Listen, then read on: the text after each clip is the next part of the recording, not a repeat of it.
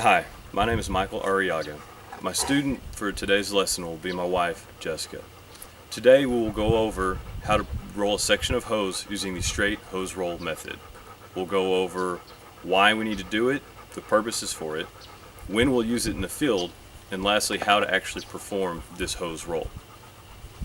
There are many ways to roll hose in the fire service. However, the straight hose roll method is the simplest, most commonly one used today. Properly performed, a firefighter will be able to roll the section of hose evenly without kinks, and so that the couplings are pointed in the right direction. Our goal, of course, will be that the student firefighter will be able to demonstrate and perform this roll and also tell us why it would be used. Before we continue, are there any questions as to this lesson, its goals, or objectives? Okay. So hose rolls are selected based on their intended use. Again, the simplest, most common one used today is the one we will be working on, the straight hose roll. There are several reasons why we would want to roll a hose in this fashion. The first, and probably most common used reason, would be to take it back to the station after it is used at a fire on scene. A lot of times the hose will be dirty, will need cleaning, or it's just not a good area to reload that hose on the engine how it is supposed to go. So we will use the straight hose roll to roll it up, place it on the bumper of the apparatus for transportation back to the station where it can be cleaned, washed, dried, and loaded back onto the apparatus. The second reason for this method is to store it. We will use the hose roll method to place it on a rack when it is not in use. Lastly, it assists in loading the Minuteman load. Some considerations before we do this are where it's at. Again, a lot of times we will use it on scene, and it could be dirty, wet, muddy, grass. It just doesn't make for a good place to load it. So it helps if you can move the hose to a sidewalk or a street or a driveway where it's a little cleaner and easier to work with. Also the couplings. The normal way to load this is to roll it with the male coupling on the inside. This does several things. First, it protects the threads of the male coupling. It also lets someone know who's going to use it that this hose is good and ready to be used.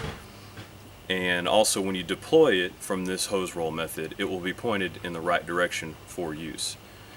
The other way is the reverse, where the male coupling is on the outside, which puts the female coupling on the inside. This will tell somebody who's looking at this hose that it's not okay to use it, that it either needs to be repaired because it's been damaged or at least inspected. With that, we'll go over the steps to perform this hose roll, which there are 5 of them.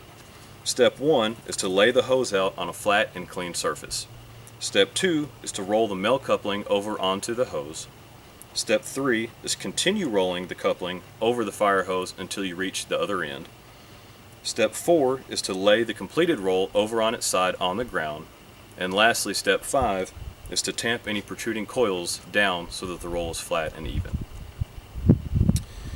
At this point, are there any questions on how to perform this load, this hose roll, why we would use it, or when we would use it in the field?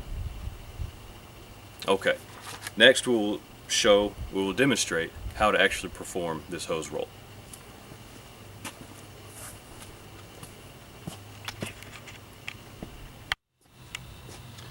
Okay, so at this point we're going to demonstrate how to perform the straight hose roll method.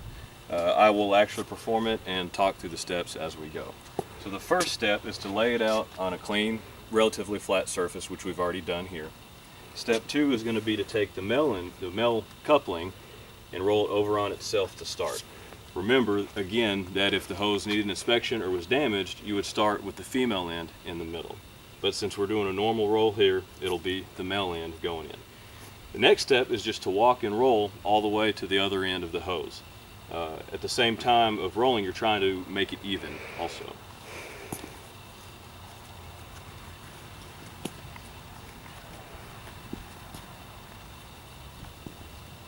And this is the part where it helps to have it on a clean surface because if you're rolling it and it's muddy or dirty or in grass, all that will get caught up in the coils of the hose.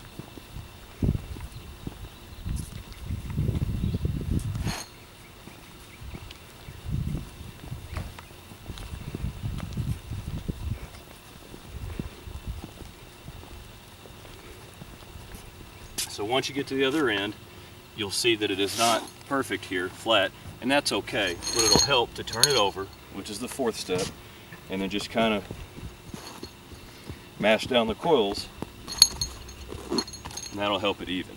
At this point, you can put it on the front bumper or the back bumper of the apparatus to take back to the station, or even put it in rack storage to store it. All right, ready? Wait, hang on. Okay, go ahead. So I've laid my hose out on a clean surface, and now it's time for me to roll the male coupling over in on itself and start rolling.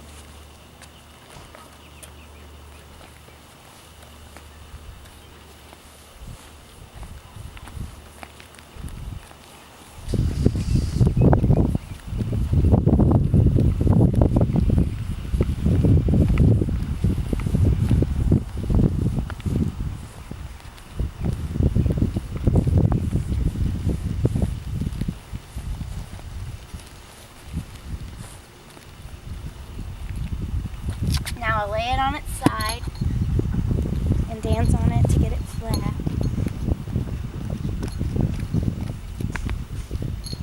And now it's time to load it. Ta-da! Very good, thank you. Can you see it to me? Right there's fine.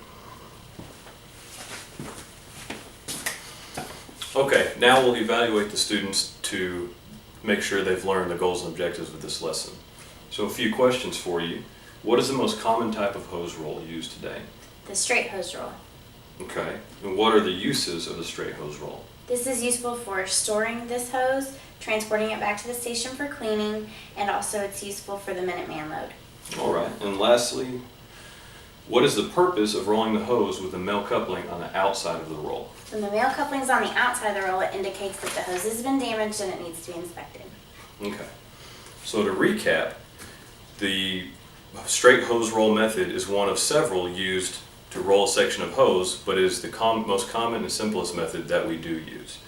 The intended uses include for rack storage, for the Minuteman load, and most commonly to transport the hose from the fire scene back to the station for cleaning. That's it. That's everything we know about the straight hose roll. I would like to thank everyone for their time and attention, and have a nice day. Sir, you forgot my high five. I'm sorry.